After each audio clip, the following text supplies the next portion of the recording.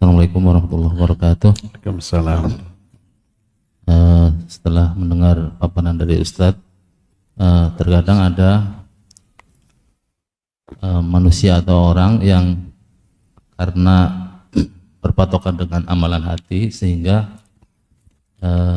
dia mempunyai anggapan yang penting hatinya baik, kemudian dia tidak melaksanakan amalan-amalan yang berbentuk zahir. Begitu juga seperti ada akhwat yang tidak memakai kerudung karena beranggapan yang penting hatinya baik. Ya, seperti itu Ustaz. Syukur. Barakallahu fiik. Tadi disebutkan tentang lebih pentingnya memperhatikan amalan hati, lebih penting daripada memperhatikan amalan anggota badan. Bukan berarti amalan anggota badan tidak penting-penting, tapi lebih penting hati. Dari sini lahir ungkapan yang penting hatinya baik. Sampai di sini kalimat ini benar. Tapi kalimat berikutnya yang salah. Yang pentingnya hatinya baik walaupun tidak sholat. Yang penting hatinya baik walaupun tidak pakai kerudung. Yang penting hatinya baik, nggak jahat ke sesama walaupun suka mabuk. Kan begitu. Kalimat keduanya ini yang berbahaya, yang salah, yang keliru. Karena apa? Karena sudah kita jelaskan di awal bahwa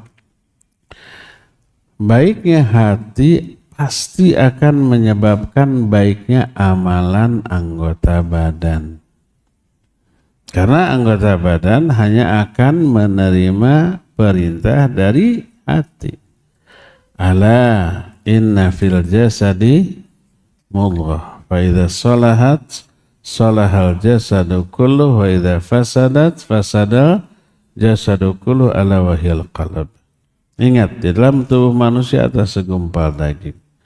Bila segumpal daging ini baik, baiklah anggota badannya. Maknanya kondisi hatinya baik, amal yang dilakukan oleh anggota badan pasti baik. Kalau buruk, amalannya juga buruk. Baik buruknya amalan anggota badan cermin dari baik buruknya hati. Nggak mungkin kondisi hati dengan amalan anggota badan bertolak belakang. Hatinya baik, amalnya buruk. Nggak mungkin. Nah, seperti tadi, seorang perempuan yang tidak menutup aurat, dia katakan yang penting hati saya baik. Kalau hatinya baik, nggak mungkin membuka aurat. Karena amalan membuka aurat, amalan buruk. Di mana letak buruk? Yang pertama tentu saja dia melalaikan perintah Allah untuk menutup aurat. Allah menyatakan waliyadribna bi khumurihinna ala juyubihinna. Hendaklah para wanita itu mengelurkan kain kerudung dari kepala sampai menutupi dadanya. Gimana kakinya? Kakinya wajib ditutup. Allah menyatakan, kata Allah masih surah An-Nur, kalimat yang terakhir An-Nur ayat 31 tadi awalnya. Yang sekarang kalimat terakhir wala yadribna bi arjulihinna liyu'lama ma yukhfina min zinatihinna. Janganlah para wanita itu menghentak-hentakan kaki mereka agar diketahui perhiasan yang tersembunyi di kakinya. Kan para wanita tidak hanya pakai kalung, gelang, cincin, tapi ada juga gelang di kaki ya. Bahasa Arabnya namanya khal-khal. Bahasa Indonesia saya nggak tahu gelang kaki itu apa. Bahasa Sundanya gengge. Dan Cikarang kan Jawa Barat bahasa Sunda gengge ya. Itu tertutup oleh pakaian. Tapi para wanita ingin orang tahu bahwa di kakinya ada perhiasan. Jadi dihentak-hentakan kayak kuda lumping, cering, cering, cering gitu. Ini haram, dilarang. Kata para ulama ahli tafsir di antaranya Syekh Al-Utsaimin menyatakan dalam Risalatul Hijab, kalau memberitahukan bahwa di kakinya ada perhiasan sudah haram, terlarang, nggak boleh, apalagi memperlihatkan kakinya. Kalau itu kaki sudah tertutup itu, tapi dihentak-hentakan agar terketahui, itu sudah haram, apalagi memperlihatkan kakinya, sudah lebih haram lagi. Tutup. Ini perintah Allah, ya.